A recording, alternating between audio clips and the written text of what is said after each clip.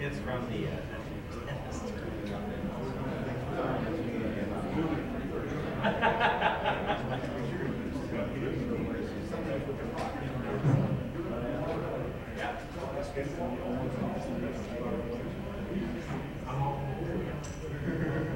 where's ours?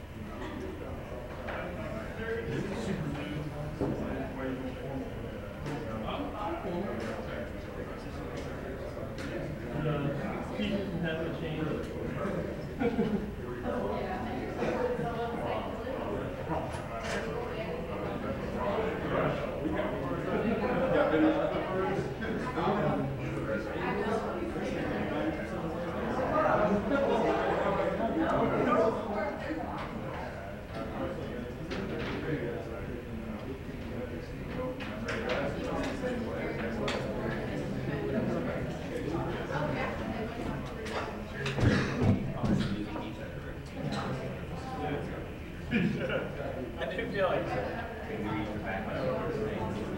yeah.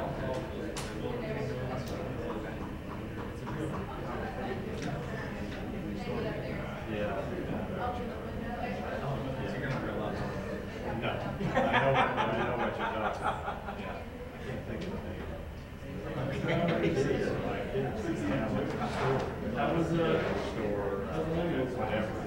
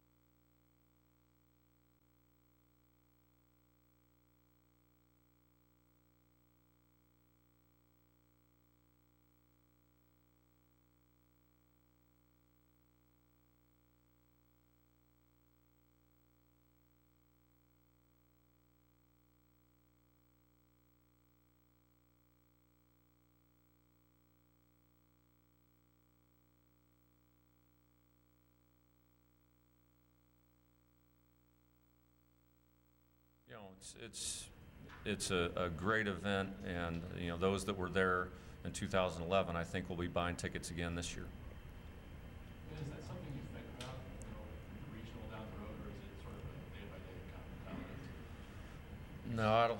No, I don't spend a whole lot of energy thinking about that. I mean, your goal is obviously you want to be playing in it, but I mean, there's so many things that we have to continue to improve on as a team to even get to that point. And another great thing about this team, I haven't really heard any mention other than what we're going to do today in practice and how we're going to get better today. And I think that's a sign of a mature team.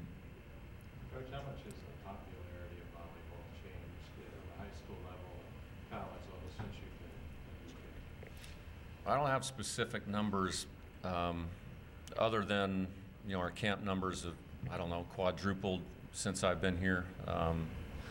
I think the number of middle school programs there are in the city of Lexington has probably doubled. Some club teams here, have competed and finished in the top 20 in the country in some of their respective divisions, and I don't think that was happening before we got here.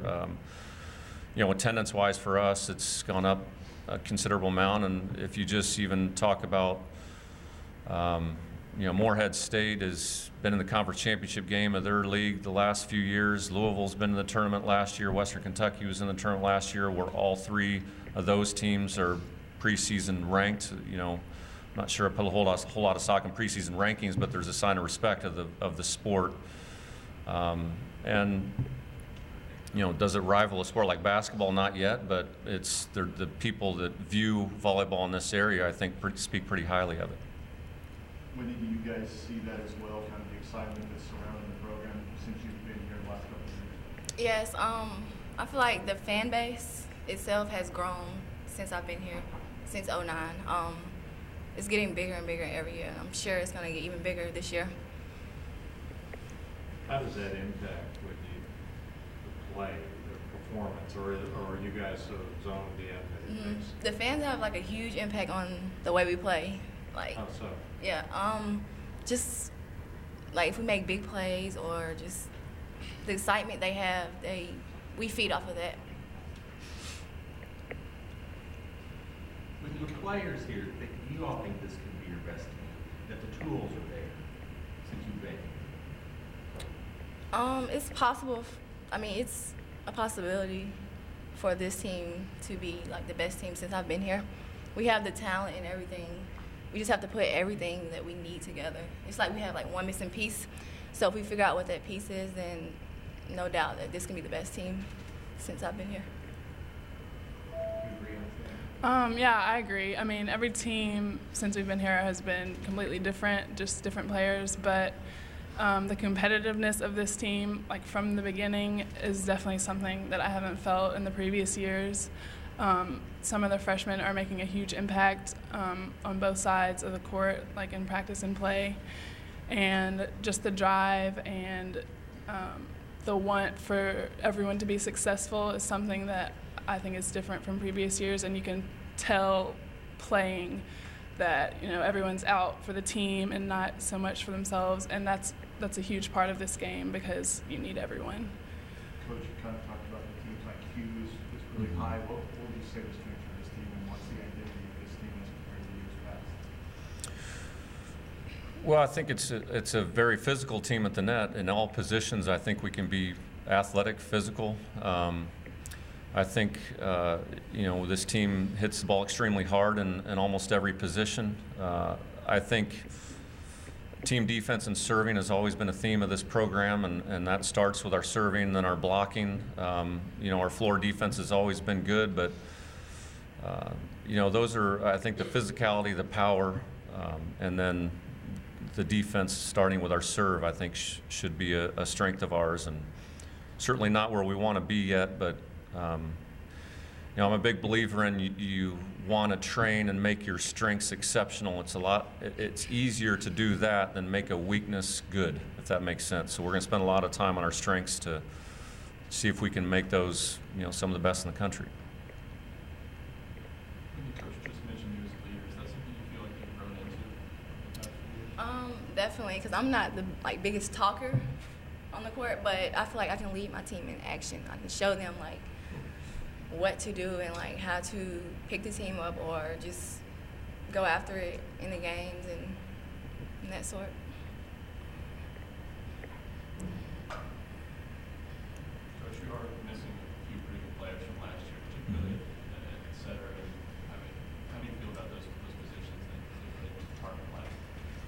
Well, I don't think we try and individually replace players that have left. I think we try and use what we have coming back to build our strengths for this year. And we have great players going to play the position that those players left. You know, and it's a matter of developing them to highlight their strengths. And, you know, Jackie Napper's right now our libero. I can't say be Stephanie Cleafoot. She needs to be Jackie Napper, and she's very good at what she does. Morgan Bergeron is a different type of setter than Christine Hartman, and she does things better than Christine. Christine may have done things a little bit better than her in areas, but overall, what I see is people don't even really think about that. They're just trying to make themselves really good, and I think you've heard from both these guys the competition level in the gym should automatically raise their sense of awareness of whether they're going to be on the court or you know, coming off the bench, and that depth allows people to make themselves better so we can help fill some of those holes. Alexander, you kind of had a big year last year, kind of did well defensively, especially. What do you have to do, and do you feel like you're in that leadership role as well now as a senior? I do. I know when we split up into positions, drills, and practice, I can tell that the younger middles like look up to me and kind of mirror what I do. So I always take note of that and try to work that much harder to be sure that they're all successful and we can be successful together. And like as a middle blocker, my job is to like get a touch on every ball and make it easy for the diggers, and offensively just to be up on every play and, you know, make it easier for our pin hitters to hit. So I try to do that every day, and if I make a mistake, I'm not going to make it again, and just stuff like that, because I know Sarah Swartzwalder and Des, I know they're all watching me, and I may forget sometimes that, you know, my play impacts their play, but for the most part, I do try to step it up for them. Coach, can you say something about the young ones, the recruits that are here now that we haven't maybe seen yet, and kind of what the young group looks like? Well, we have three incoming freshmen and three very different. You know, Annie Thomason is a very skilled volleyball player who's been playing, you know, since she could walk. Her mom played volleyball at Ohio State. Her dad was an athlete at Ohio State as well, and very experienced even as a freshman. You know, did very well in physical conditioning this summer. She put herself in position to play right away. Emily Franklin is a tall, physical, athletic middle. Just needs some time to develop, and she may impact us this year as she gets healthy and gets over some ankle injuries, but play way high above the net when she's healthy. And Sheree Barnes is probably the most unpolished player that we have as a freshman, probably, you know, arguably could be the most athletic on the team in terms of how high she plays above the net and things that she can do. But she has to kind of learn from people like Whitney and Zan, who came in a similar situation, and you know, her game is probably modeled similar to Whitney in terms of how she plays, but very athletic group and very unselfish group at the same time. And I think both these guys will agree that they're enjoyable to have so far within the group. Mentioned the new playing surface. How does that affect preparation and maybe down the road in postseason position for success there? I don't know how much it affects preparation. I think when the first time that our team walked out there for practice, it felt pretty big time. You know, you felt like you were in a special environment, that something great was going to happen when we played on this surface. And because of the look that it gives you, the feel of landing and performing on it, it's an elite level performing floor, and that's what they use in the Olympics. And you know, I think our fans it'll be a pretty neat environment for them to be in and feel like they're in an elite level NCAA event here at Kentucky.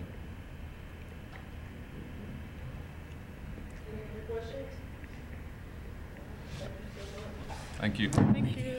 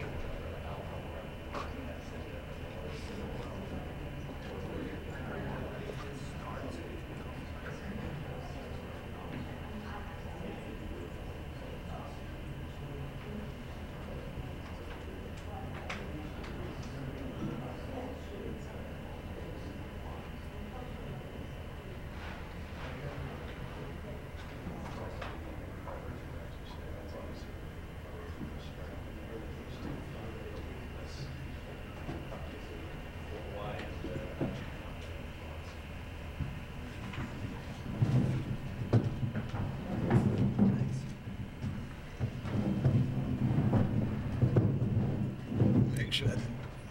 Okay, we are now going to move on to the track/cross-country portion of the Fall Sports Media Day.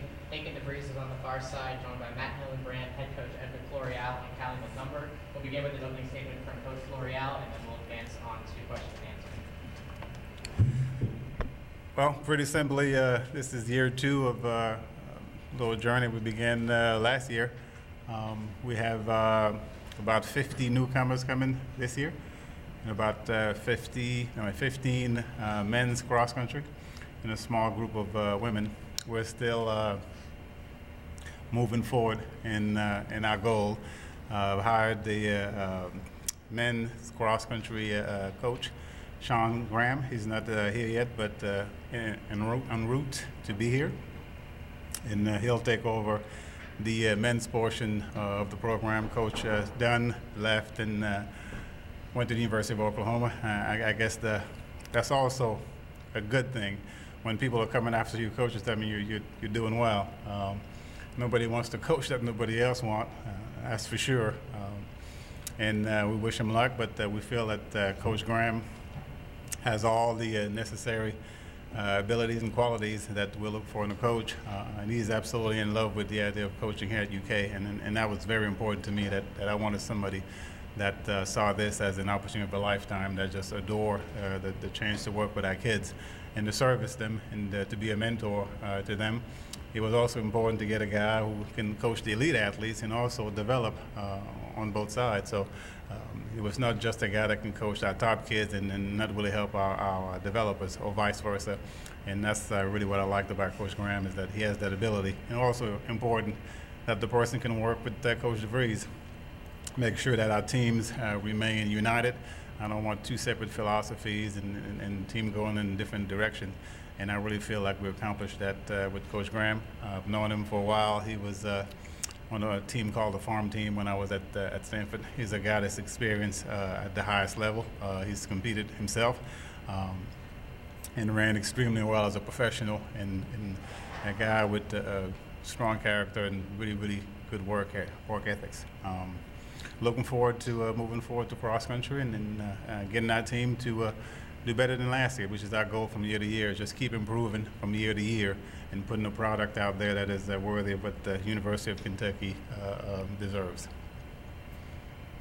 Coach, you were introduced at this press conference last year. How much have you progressed as a coach, and how much more familiar are you now with the group and prepared for the new season? You know, I think there's always a little bit of a learning curve. You keep improving as a coach, and I want to keep doing that. I think we're getting closer to my vision of what the team should look like. We want to be relevant, which is my goal. You know, people say competitive. That could be kind of a fluffy word. You know what the heck that really means. But, you know, to me, I want to be relevant. And relevant is, if we go to cross-country championships at the SEC, if we don't show up, I want to make sure that our presence is felt. You know, sometimes you don't come and nobody will know if you were there or not. But for me, relevant is that people see us walking in and they know that, okay, these guys, they're here to do business. They're going to give us their absolute best shot. Now, a friend of mine, actually, last year at the SEC told me that, you know, the watching the team warm up was all business. And he was saying, you guys actually look like you belong here and you think you're going to do something. And you know, after the race and Callie and Chelsea did their thing, I guess we did a little something. So it told the rest of the conference that you know, we are intending to be relevant. We are intending to be at the forefront. We are intending to do our deal, to do what we came here to do. We want to be counted. We want them to know that we were here. When the meet is over, the University of Kentucky was here. And, you know, maybe we didn't win, but we were there and we did business, and that's the goal. And we're getting closer to that. Not there yet. Got a few more recruits to grab. I got a bunch of really great transfers. That's going to help. But we're still building and we're still climbing. From the beginning of cross-country season to the end of track, what kind of evolution did you see in what you were just talking about there in terms of making your presence felt? Well, immediately upon their arrival, you could just feel that they wanted to win, and they really had a positive attitude for our team, and I think just from the start they really turned things around, and you could just tell by the end of the year we were like really a team, and I don't know, everything just kind of came together. Kelly, I'm under the impression that you had some injuries and you increased your practice workload and now you have fewer injuries. It sounds counterintuitive in a way. Yeah. Can you explain how that works? I think I had run a little more than I should have, and I don't know, injuries happen, and now I'm just feeling better, and the summer training went really well, and I know other girls' summer training went really well, and we're just excited to be back, ready to train, and ready to start the year out fresh. Coach Evers, can you talk about having someone like Callie on your team, what, especially last year, what that meant for this team and going forward this next year? Sure. Having Callie in the group was really it helped with the validation of our new coaching staff really coming in. A lot of athletes bought in immediately, and some people took a little bit longer to really see the vision that we were trying to put in front of everybody. And obviously cross country is the first season that we have between cross country indoor and outdoor. So it's the perfect opportunity to really set the tone for the year. And obviously having Callie come in and be the first individual SEC champion since 1989 or 1990 was a huge step for the program, and really validated a lot of what we were doing with team building as well as training, as well as a lot of the just overall goals that we had set for the group. Allie, what do you think about that, being the first in more than 20 years from UK to do what you did? It was obviously really exciting. Coming into this year, I had no idea what to expect, and I was actually pretty surprised at how things turned out. But it was a pleasant surprise, and I'm excited to hopefully keep it going. How's your approach different now? You mentioned being surprised at how successful you were. Are you kind of expecting success more into the season? I definitely know more of what I want, because last year I had no idea. It was all, as you said, a surprise. So, yeah, I'm just going to keep a positive attitude and keep training hard, and we'll see what happens. Either of you coaches, comment on the year Matt had last year as well, and what expectations you have for him this time around. Yeah, I think some people on the team really took a grasp of everything and then made a quick turnaround, and that's really what you want. But sometimes it took a little bit. And we tried a few things with Matt. We tried a little bit of a steeple, and just to talk about that attitude, having a guy that, hey man, I'm going to try everything, just trying to go out there and get to the next level. And a little bit later in the season, he really turned things around and decided to really showcase how talented and how gifted he was, and then really helped the team in numerous ways. Advancing to the NCAA was definitely a huge bonus, and I think it's credit to his work ethics. It's credit to him believing in the process. And a little sidebar, in the process of hiring a new coach, I think Matt's blowing up my phone 1,000 times, and it's nonstop every 2 days. Where are we?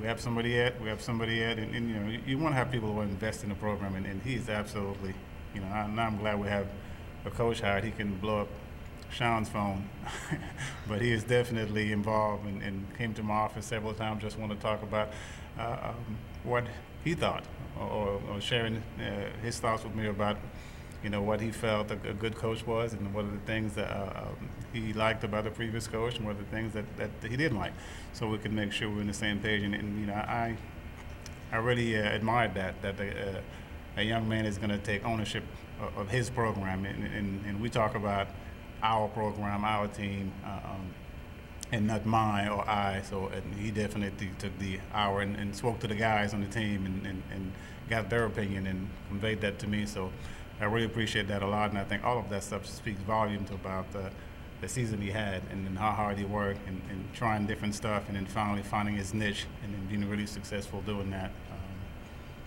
Matt, have you spoken with Cliff Graham? Do you approve? I haven't spoken to him yet, but from the things I've heard, sounds very credible. I'm really excited to start working with him, and looking forward to seeing what he has set for the season and what kind of goals we're going to set. What kind of goals do you have, Matt, for yourself this season? I mean, I think especially in cross country, it's really just about the team. Anything I can do to help the team, whether it's being just a leader. There's a lot of new freshmen, lots of transfers. Gonna kind of show them the ropes. I mean, I think just getting out there. Today's our first day, and the sheer numbers is overwhelming. So I think getting out there and giving an honest effort every day and showing them what our vision is and what kind of tone we want to set for the year is really important. So. What's your role in setting that tone? I mean, I think mine's just action. I'm also a big talker on the team, so I kind of set the tone for each practice, and I think just getting out there and giving a hard effort, showing them what gets you to the next level is really important. So that's kind of where I step in. Success you had during the track season, how does that translate out across country? I think anytime when you have that success, you learn what it takes to compete at the next level, and along the way, you view other people in the SEC, the NCAA, and you see what works for them. You manipulate your own strategies, and that's kind of, I think I've found a strategy that works for me, and I think just the vision I have for myself and where I see the team is what's kind of escalated the process. Coach, can you explain how Callie's increased practice load lessened the injury issues? Yeah, I mean, I'll say this: it's when you're making an omelet, you can't really do it without breaking some eggs. So if you're trying to get an athlete to the highest level of performance, you have to sort of take a few risks, and the athlete also has to be willing to share in the risk. When you have an athlete of that caliber, you share the risk and you talk about the program and the plan, and then the athlete sort of buys into that plan, and then you go forward. But if you try to get somebody to win the NCAA championships, you sort of have to push the envelope a little bit, and then it's a good balance between how hard do you push and when and how much you back off. And then that's communication, that's a relationship, leadership between a coach and athlete.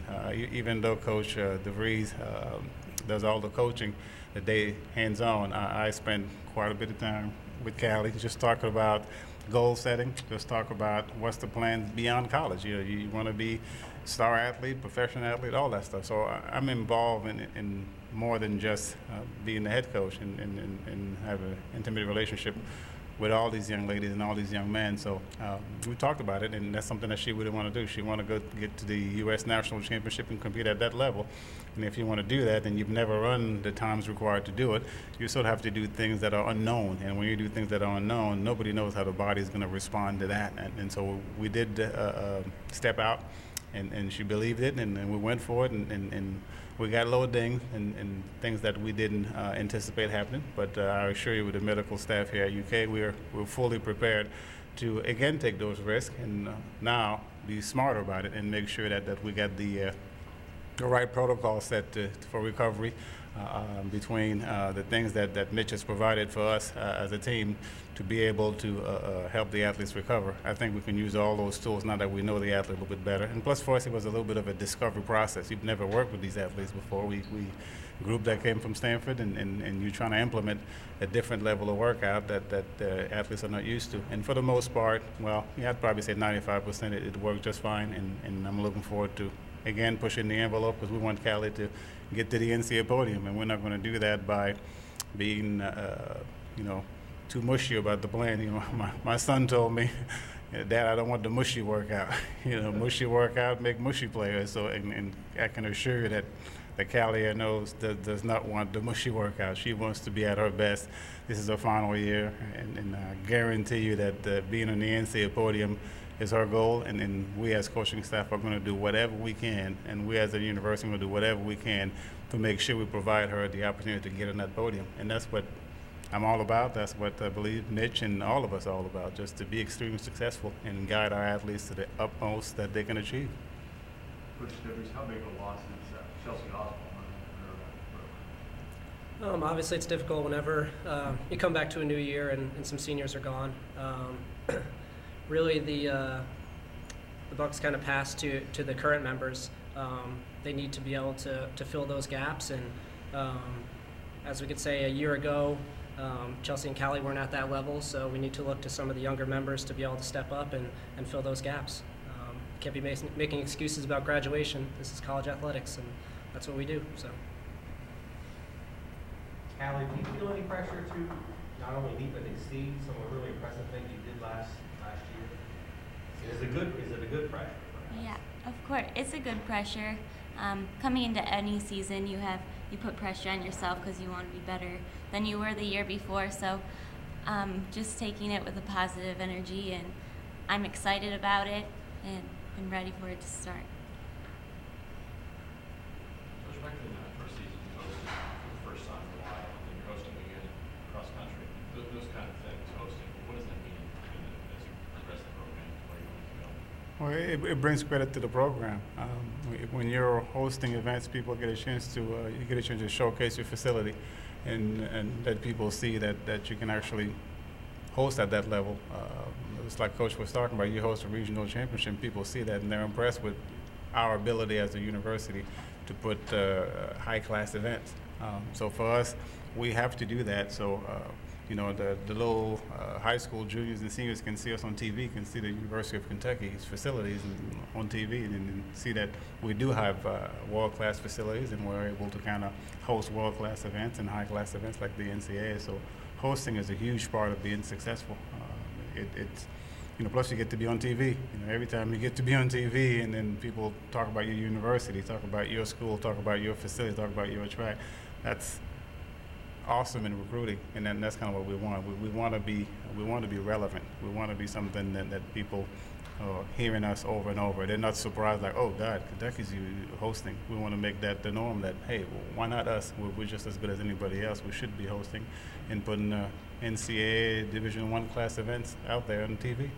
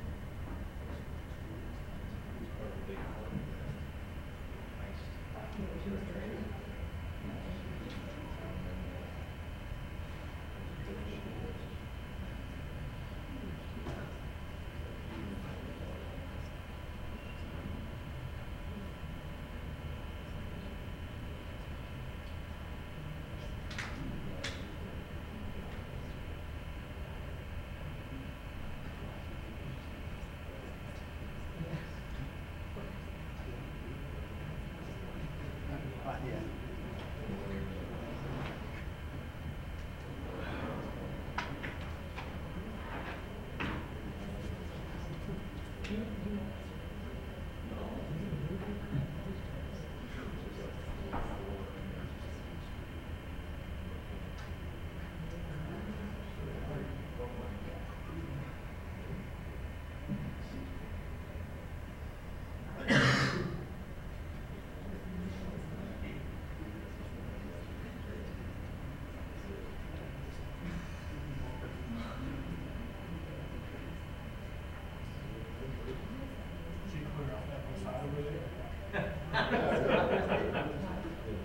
Is this a repeat of football media day?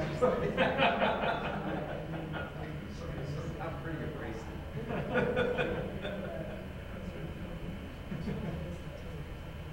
Years did you say you were out there, John? I was there in 92, 93. Okay. Just those 2 years? Just the, yeah, back is more like a year and a half. Is that right? Okay. Yeah. I knew you told me that you were there. Uh-huh. For a minute or two, I was going to ask you if the Rowan House space was still involved with politics. they are. In fact, Eric is still the head coach. Oh, really? Still. And he brought his son on 2 years ago. One of his sons is going to coach someone as his assistant. Who I'm sure the next year will be. So I think it was more of a, I'm going to bring you on. Yeah.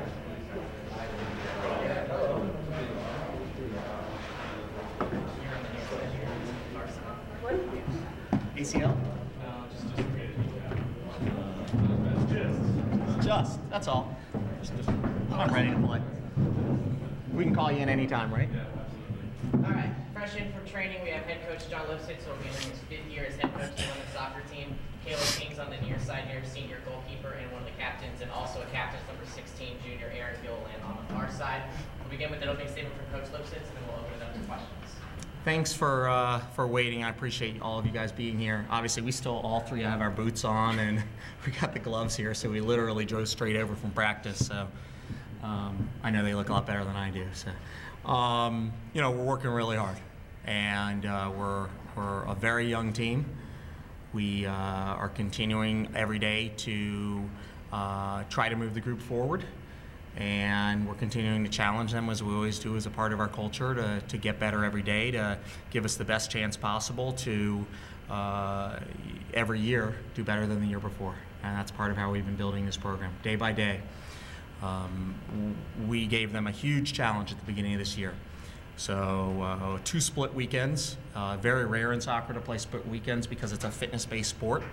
So since it's a fitness-based sport, when you play Friday, Sunday is always going to be a very difficult game. And we're going to play Wake Forest, who is a top 15 team, and they're going to be a lot higher than that at the end of the year, I'll tell you. I know the roster very well. I know Tony is a great coach, and so I wanted to start there right away and challenge us. Then we're going to ride a bus home and play Sunday against a great Utah team, and that's a challenge. But if we're going to achieve in the SEC tournament, if we're going to achieve in the NCAA tournament, we've got to find out from the beginning what our strengths and weaknesses are. And this is the way that we do that. And I believe the players play here they come here to want to play a great schedule. And so, what a great way to start. You feel like with the success that the program's had specifically last year, that you want to continue to challenge the team and the non-conference schedule specifically?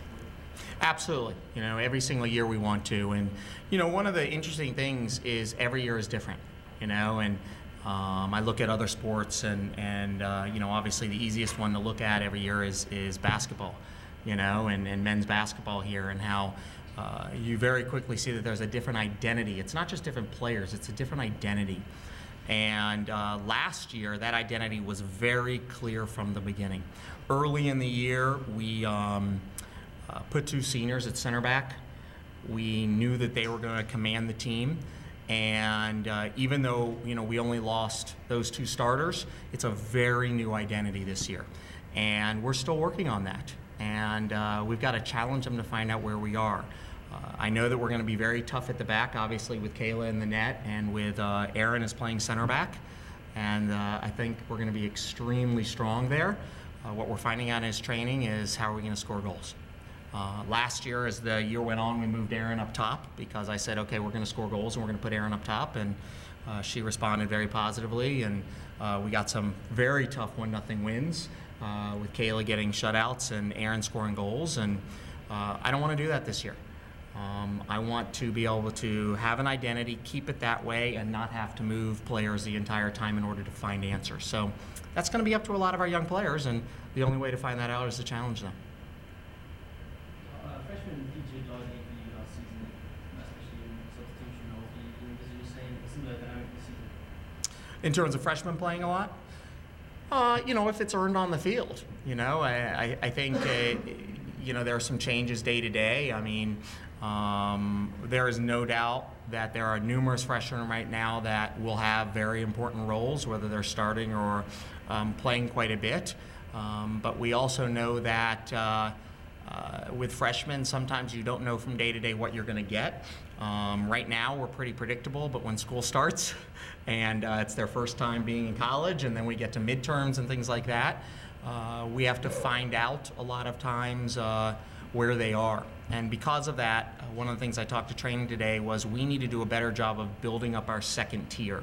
So if you might say we have a first 14 to 15 that are clearly going to be playing every game, our next 10 have to be pushed to get better.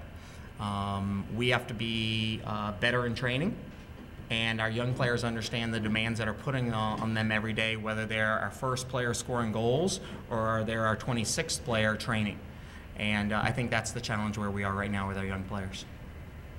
Can we assume you have more than a gut feeling that you've got at least the tools to get that scoring this season? I don't think there's any doubt about that. Yeah, I mean, we're going to be talented up top, but attitude has a big part of that. And one of the things I did today in training is I stopped them and I said, "What position are you playing?" And we had a young player say forward, and I said, "No, you're not. You're playing backward." Because every time she got the ball, all she wanted to do was lay it off, lay it off, lay it off. And I said, okay, so, you can lay it off to a midfielder who's wide open, and that works, but it sure isn't aggressive. I want aggressive players with attitude. I want forwards, not backwards up top. So there's a big difference between technical ability and tactical ability and attitude. And I think right now our biggest challenge up top is who's going to have the attitude and the chip on their shoulder to score goals. And that comes through hard work. Erin, can you talk about after last year, after the win against the tournament and high expectations, are raised even more this year, and do you guys feel that pressure? Maybe it's motivation. I wouldn't say it's pressure. It's definitely motivation. Every year that you step out on the field at a university, you want to be better than the year before, So when we bring the freshmen in, we bring the newcomers in, we set a standard for them. And the standard this year is to get farther than we were last year. So it's definitely motivation, and I think that's what's going to push us through our games. In this first game against Wake Forest, it's going to decide our season. It's really going to give us the extra push we need to see where we're going to stand when SEC hits. Last year was kind of a transitional one in terms of style of play, more possession-based approach, particularly with a player as skilled as Erin is. Do you feel like you're going to be even further along in that process? Yeah, absolutely. And one of the big moves that, things are going to become obvious. I don't mind saying who's playing where. I don't believe in those secrets. But we actually, in the last week, have moved Stuart Pope back to left back. Stu is a player who has always had unbelievable potential, and has completely changed herself physically with her fitness and her quickness, and has really been technically and in terms of how dangerous she is on the field, she's been our best attacking player this entire preseason, and we just moved her to left back. So I think that says something about our attitude to keep the ball out of the back, to move the ball. We're working a lot to get into more of an attacking shape faster in the back, and again, one of the joys of playing Wake Forest right away is they are known for what a great possession team they are, and that's exactly the game that we want to play. I'm not a coach who believes that there's only one style that's right, and so a team that's ridiculously direct, they are wrong. But that doesn't mean we have to play that way. We have to play who we are, and it's going to be about possession first and foremost.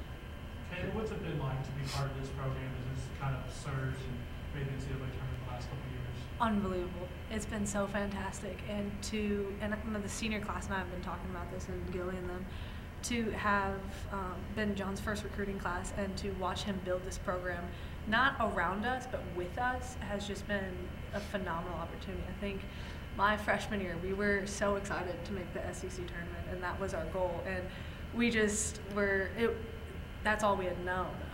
And then to be here as a senior and wanting to go farther in the NCAA tournament, to win games in the SEC tournament it's electric. You talked about the youth movement and the struggle maybe scoring early on. Being the coach, have you noticed that? Are you seeing that on the field? I think in practice, there's a lot of information being given to our forwards, and they're young. And they don't know what they're doing yet. And so for them to be on the training field at a D1 university, learning a new system, and to get all this information is hard for them to just compartmentalize and go and get it. I think they have the potential to absorb it and to do really well for us this year. I think right now they're just learning the process. What are some of the things you can do as a senior to kind of help those newcomers figure out all the important things they have to do? Just kind of come alongside them and just say, hey, how's it going today? And at the same time that I'm coming around them and being like, if you got any questions, let me know. If you need help, come to me. Keep them accountable, because John has stressed details, as he always does, but especially in the past few practices. And I know if they don't listen to those details, or if they don't do what he says, it's also my job to say, hey, you need to step it up. You need to do what John's telling you. Can you speak to your own personal evolution over the past 4 years or so? Wow, that's a great question. Unbelievably transformative, I think, would probably be a very understated way to talk about my evolution. I came in as a freshman, fairly unknown, completely different than who I am today. Different attitude, different ideas, different way of thinking about soccer and about goalkeeping especially. And it was a decision that had to be made. So my freshman and sophomore year, I was very different than who I am today. And Stubborn. I'm sorry, I had something in my chest. I apologize. Very stubborn. Very, yeah, it's true. Very unwilling to compromise, or not compromise. It's never compromise. Very unwilling to do what the coaches were telling me to do, what they expected of me, as far as fitness and nutrition and what they were asking me to do on the field, if that's fair. Yeah. And then I guess the end of my sophomore year, it was just a decision to say, hey, you know what? I'm going to do what the coaches asked me. I was tremendously unfit. And that was everything, every coaches meeting that John and I had and the sporting staff was, you need to get fit. You need to eat right, you need to get fit, you need to take care of your body. And I just said, you know what? Okay. And it's just amazing. You break down and you say, it's not about me. It's about what the coaches want, and it's about what the team wants, and it's about what's best for the team. And that was my attitude, and still is. Because if I'm fit, if I am able to do the best that I can do, whether I play, whether I was going to start, whether any of that, in training, I have that ability to make the forwards better, make the midfielders better, make the defense better. But you started with me. And didn't happen overnight. And to be honest, my sophomore year, I was probably not proud of who I was, looking back on that. But it was a time that I needed to grow and to just get over myself as a very young and mature person and come through it. So the beginning of my junior year, passing the fitness test, coming in ready, helped me build my confidence to be able to hold people accountable and to coach, or not coach, but coach the younger players around me, because I could say, hey, you know what, I'm fit. I've done everything the coaches have asked me to. I may never play, but that still does not preclude me from working as hard as I possibly can and bringing it every day in practice. And because I've been able to do that, because that's who I was, I can now, keep you accountable for it. And, if you come to me like, wow, that fitness test was so hard, really? And in soccer, the stereotype is goalkeepers aren't fit, or it's not. It's a different level of fitness. It's, you know, they shouldn't be able to do what the Erin Gilliland's doing. Don't get me wrong, I'll never beat her ever in a foot race. But there is Put a jetpack on your back. even then. But there's a baseline of fitness that I can hold myself accountable for. So, you know, we can pass the same fitness test. She still might be faster than me, but I've done the work in the summer, in the spring, to come in preseason ready to come. And so I guess that's been my transformation. He was talking about it at practice today, but it was a process. It was a long process, and a lot of it, I had some, you know, I had a support. My family helped me, and, you know, the coaches were always there to keep me accountable. But in the end, it was me, it was mental, and it was doing the work and eating right and running every day when all I wanted to do was lay on the couch. Speaking of doing work, Kayla, what was your summer like? Really hard. Really hard. And so actually it's fantastic, and I loved it. What UK Strength and Conditioning does is in the 8-week session for June and July, they have 6 a.m. workouts with our strength and conditioning coaches and our staffs, and it's all the female athletes. And it's awesome. It's who's ever in the summer. They're not mandatory because of NCAA rules, but it was just optional. You can come. You kind of need to tell your coach, your strength coach, you know, if you're coming for numbers and stuff. But, you know, every morning, we'd be 5:45, we'd be over at Shiley, and they'd be asking about hours of sleep. They'd be making sure we were eating, and they would, you know, put us through stretches, and then we'd go work out. And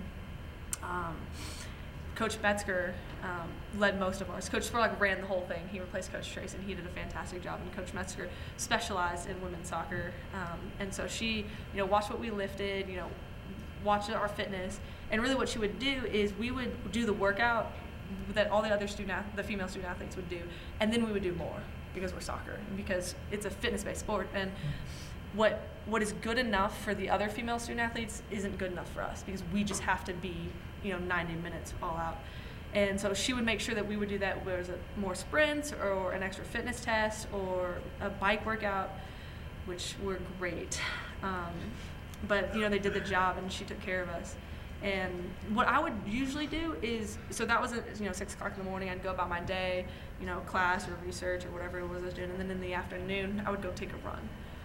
John he did a lot of research, and he's noticed that if you just throw in longer runs, you know, 4 or 5 miles, occasionally 8s, it builds a bigger base for your fitness, and it allows you to, and it's not a fast sprint or fast run, it's just a run, get you out, get your legs moving, you know, keep up a pace, but just do the distance. And so that's what I would do almost every day. There were some days when my legs were really sore and my body just couldn't do it, but most every day I would go out and run.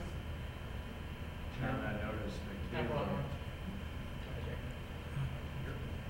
Kayla referred to you as John, Coach Metzger. I'm wondering if is that a tone you're trying to set with your players or your program, or is that a female sport thing? What is that about? It's about my relationship with them.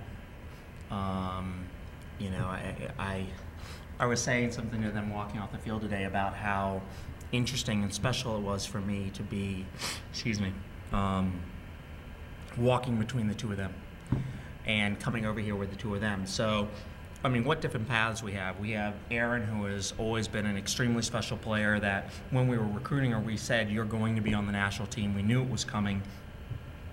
Who, you know, was training with a professional team this summer, you know, out in Portland, who has been a starter on the U20, U23 national team. And so her career from the beginning was about learning the details to play at an international level and pushing her to learn that. And then we have Kayla, who at the beginning it was sitting in the office like this going, okay, I don't want to show her how ridiculous it is what she's saying, but inside I know how ridiculous it is.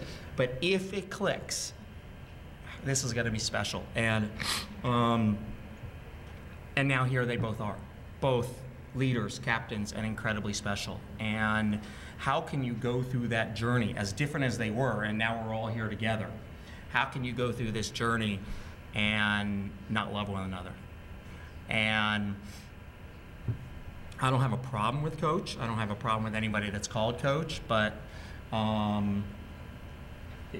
you know, if they come into the office and they need something from me, I'm John. And so why wouldn't I be that all the time? And for me personally, respect is earned and it's given, and it's not from a name. And I'm John, and I will be when 10 years from now, when they go on with their lives, and I hope to be a part of it, and I always will be. So it's a very astute question, and it's who we are. And every once in a while I joke around if someone calls me coach and I go, player? You know? And I will tell you personally, not right or wrong, it even bothers me in the department when I'm walking down the hall and someone says, coach, you know, as if, well, they're just in blank department and I'm the coach up here. No, we're all in this together. I mean, we're a family, and this whole department is a family, and Mitch has done just such an amazing job of doing that.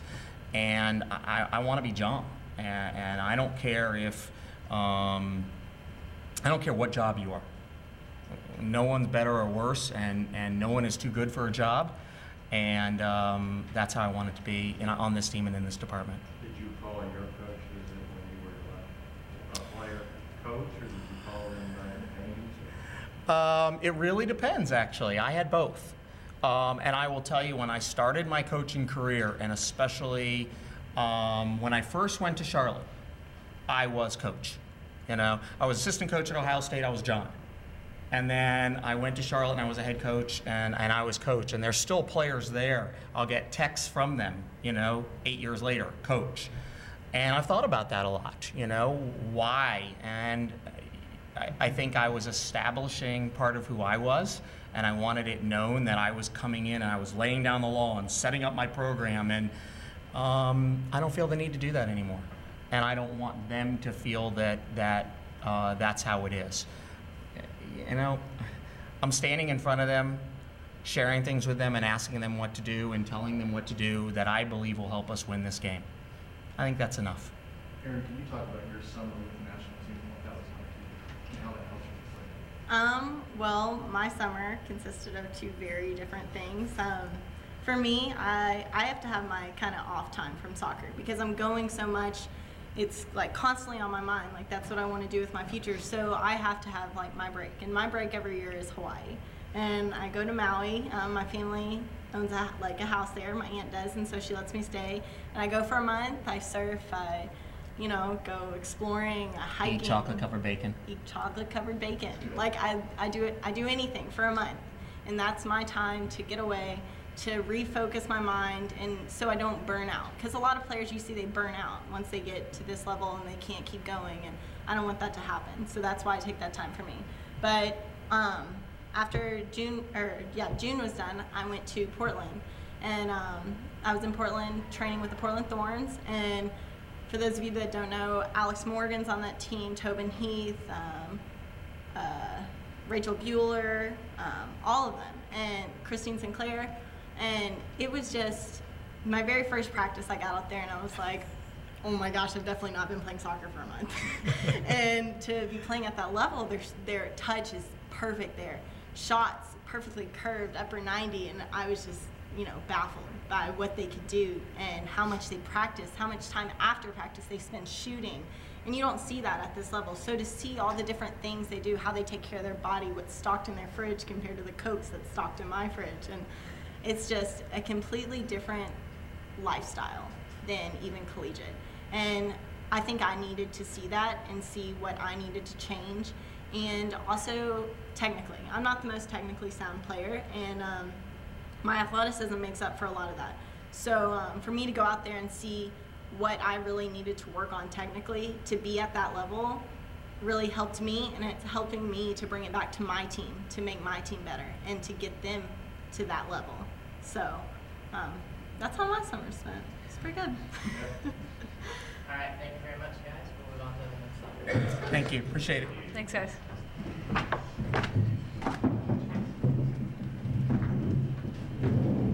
Yeah, my cleats on. chair's a little sweaty. I still have mine. Sorry.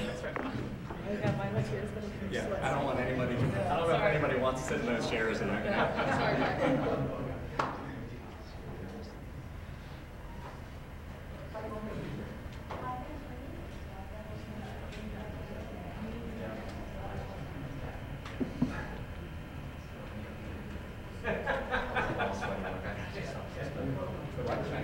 Thank you.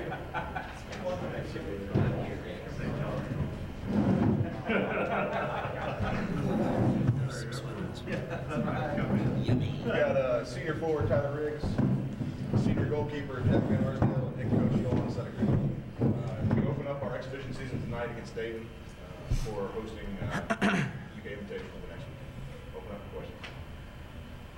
So I'm starting with my statement, Brent? Yeah, go ahead. Okay. How you guys doing?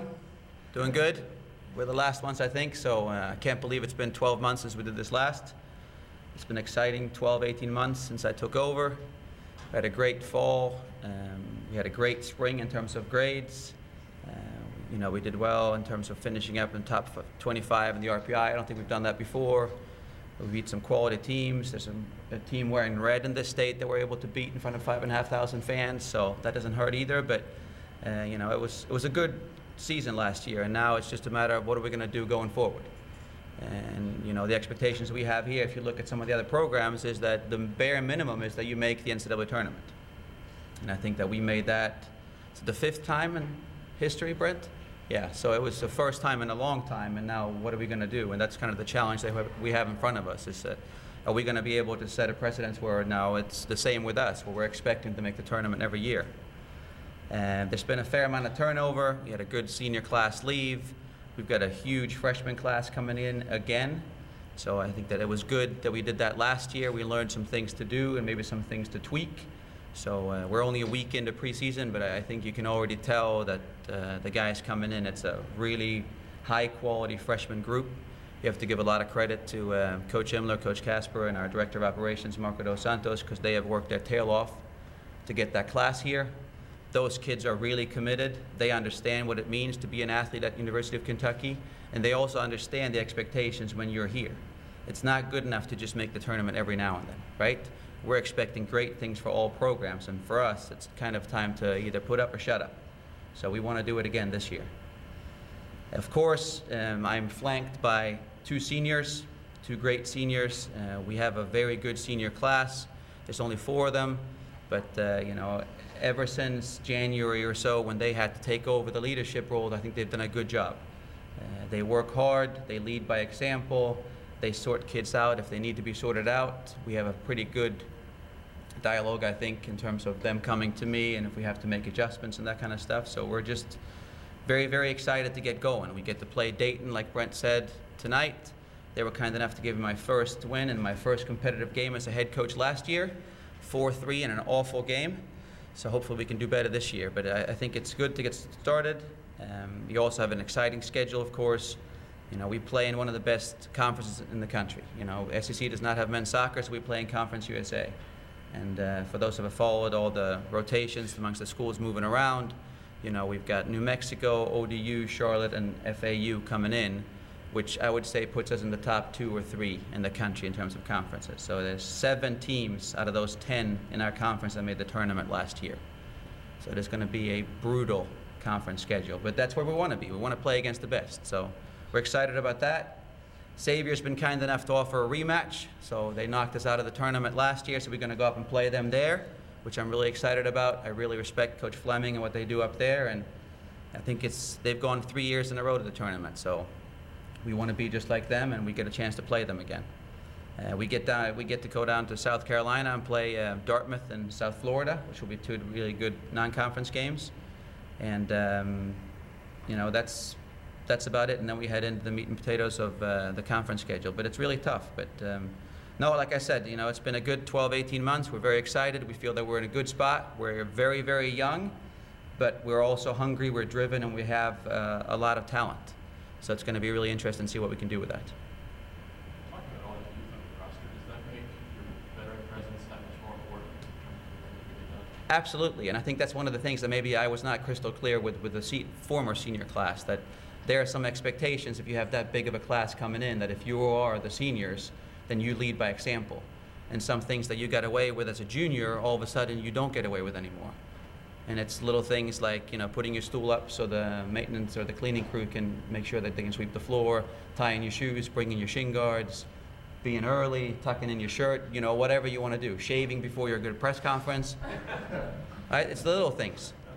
But I think that as a staff, we sat down, you know, once the season was over. I was telling someone, I went to bed after the Xavier game, exhausted, feeling really happy. It was a good first year. I felt that we did good. We made the tournament.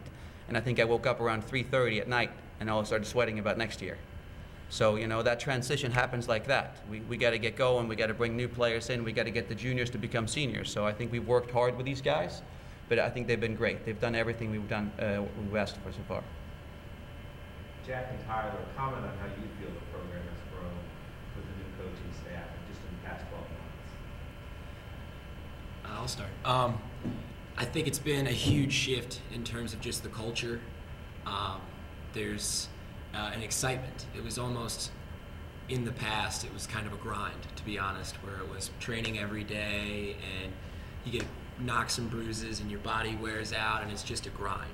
And yes, we still put in that hard work with this staff, but at the same time, there's excitement every day. It's a privilege to come out and train. And it's not so much as a job anymore, it's a privilege now. And there's an excitement about mimicking the success we had last year and going forward, but at the same time, it's just a completely different transition in terms of the culture and the attitude around the locker room and the field. I would agree with Jack. I would say that it's more of a professional atmosphere. Everything that we do, it's for a purpose, whether it's eating as a team, practicing, or just going through a simple walkthrough. Coach has set the new standard high, and where we were last year, we want to go further and further. So I would say the overall just atmosphere of it is just a higher level. Do you think the construction on the complex will have anything to do with the season this year? I mean, how will that affect you guys as a team? We probably have the best pitch in the world, so I don't think the construction going around will affect our gameplay at all. We would have loved to have it done because we were all really excited about it, but I'm sure it'll get done eventually. But the only thing that matters to us is the game field, and that's in perfect condition. And what I've told the guys, the senior class, and the guys that have been here before is that, you know, they are the ones that earned that stadium. And that Mitch was kind enough to, with of course support from the university, to build the stadium because of the success that they had or the players they had coming through and how they behaved. So, you know, we have to be very appreciative of the ones that have been here before, and they're the ones that got us to the place where we now have a brand new stadium that's going to be ready at some point this fall. No, if I heard you correctly, you said you want the guys to put the stools up off the floor, the cleaning crew, tuck their shirts in.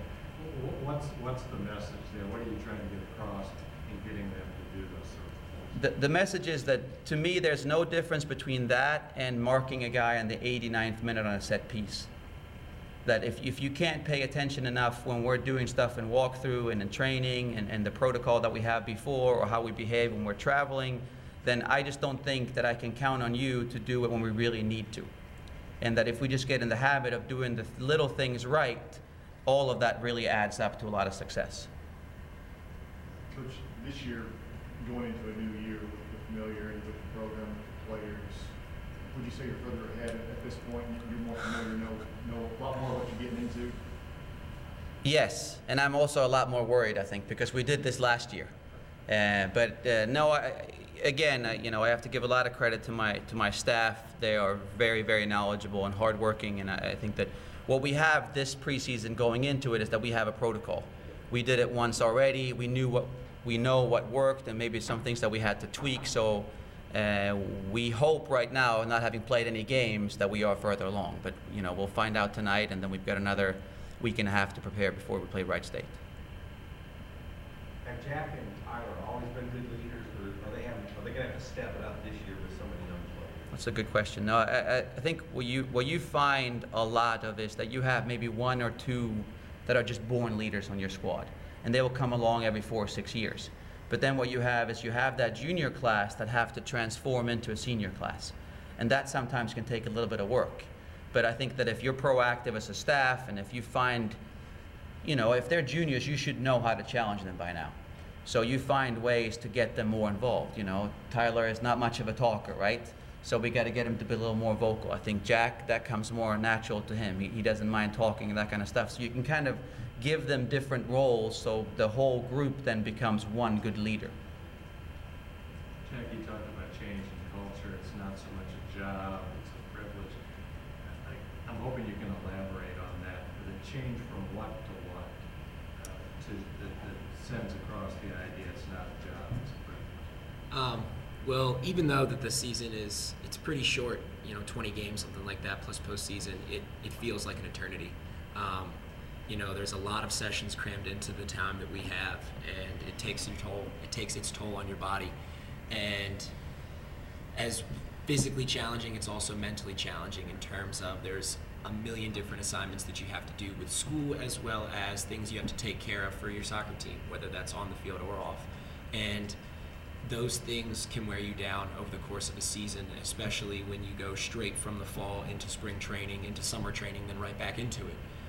So I feel like in the past it had been something that's just, oh man, I have to do this, I have to do this, I have to do this. Now it's, I get to do this. We get to step out onto one of the most beautiful fields in the country, with some of the most nice maintained facilities and the nicest gear and the best staff, and it's an absolute privilege now. It's a get to instead of a have to. And I think that also comes a lot from what Kevin Saul and Mr. Barnhart do for all the programs in terms of the level of support that you have, with having 3 trainers, having a full-time person take care of your equipment, having a full staff that takes care of the field. So, yesterday we're going out to train, and I don't know if you remember the weather yesterday, but it was like you were standing in a shower for a good 45 minutes, right? But by the time, because we had video, so we walk out, and as we're walking out, we're not sure if the field's going to be ready or not, but the field guy's already out there expecting it to make sure it's in a good shape and it's safe for us to train. So I just, like all the things that we have here at Kentucky, if you've been anywhere else, like I've been in a couple different programs, and if you're transferring in, maybe differently as well, is that we're just so unbelievably privileged, and that we are being treated like absolutely top level athletes. Tyler, can you kind of talk about Conference USA and now with the additions and kind of the competition level that brings? Conference USA, since my freshman year, has been one of the top conferences in the country. With the 3 new teams coming in, or 4 new teams, Charlotte, Old Dominion, New Mexico, and then FAU, they're all, especially the other 3, are all top 25 teams that have made it to the tournament consistently. And it's been a privilege, and it's been awesome competition, because in order to make it to the NCAA tournament and to be the best you can be, it's always more fun playing the better competition. So being able to playing against opponents like that is just an awesome experience, and it makes us better as a whole. Jack, there were famous twins who played basketball for Indiana. I'm sure you've been asked this before. Have you heard of them? I've heard of them, and there's no relation. I'm sorry.